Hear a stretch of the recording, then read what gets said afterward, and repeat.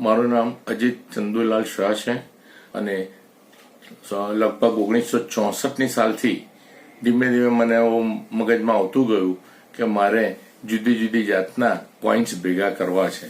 એટલે હું જે મારી પાસે સિક્કો આવે તે સિક્કા હું મૂકી રાખતો હતો અને બને ત્યાં સુધી પરદેશના સિક્કા લાવવા પ્રયત્ન કરતો હતો.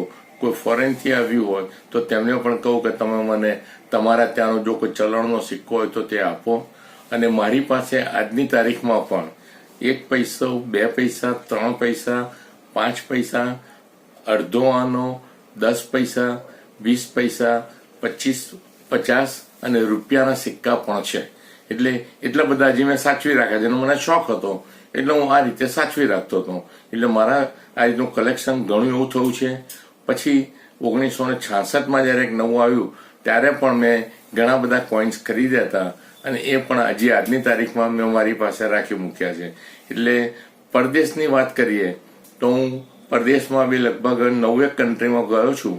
ત્યાંથી દરેક કન્ટ્રીમાંથી ત્યાંનું જે ચલણ હોય તે મારી યાદગીરી રૂપે હું રાખી મૂકું છું અને મારી પાસે આજે સારું એવું કલેક્શન છે. તેમાં તે પણ આપણે જોઈ શકશો અને મેં બતાવ્યું પણ છે કે આ કલેક્શન મારી પાસે છે.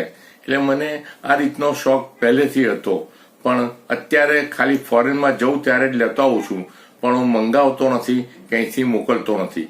કારણ કે પહેલા શું પેલું પેન ફ્રેન્ડ્સ હતું એટલે પેન ફ્રેન્ડ્સ બનાવીએ અને પરદેશના જે હોય તેમની પાસેથી આપણે મંગાવતા હતા. એટલે અત્યારે એવું કોઈ શક્ય નથી. જે મારી પાસે સિક્કા છે તેમાં લગભગ 7 થી 8 કન્ટ્રીના સિક્કા છે અને મોટા ભાગના સિક્કા મારી પાસે અમેરિકા અને યુએસના છે કે જેને આપણે પેની અને ડોલર પણ કહીએ તેવા બી સિક્કા છે મારી પાસે.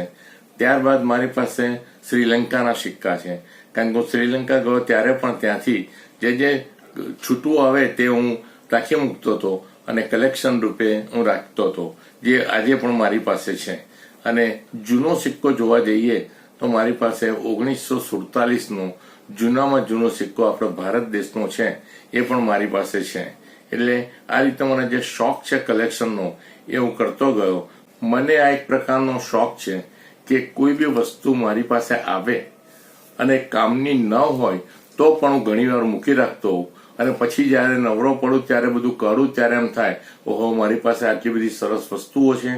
એ જ પ્રમાણે સિક્કાઓમાં પણ સિક્કા આજે ફોરેનના સિક્કા આપણે વટાવવા જવાના નથી, પરંતુ મને એક જાતનો શોખ છે કે હું આ બધી વસ્તુ અહીંયા મૂકી રાખું છું અને તે મૂકી રાખીને ગમે ત્યારે ફ્રી પડું ત્યારે પાછું આ બધું કાઢું છું અને જોઉં છું. એટલે મારી પાસે આ બધું તૈયાર છે.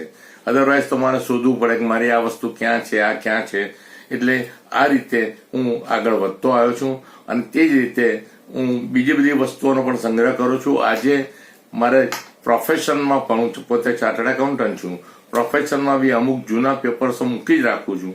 કામમાં ન આવે તો પણ એમ થાય કે ક્યારેક કોઈને કંઈ કામમાં આવશે. એટલે આ મારો આખો સ્વભાવ જ છે, એ રીતનો છે.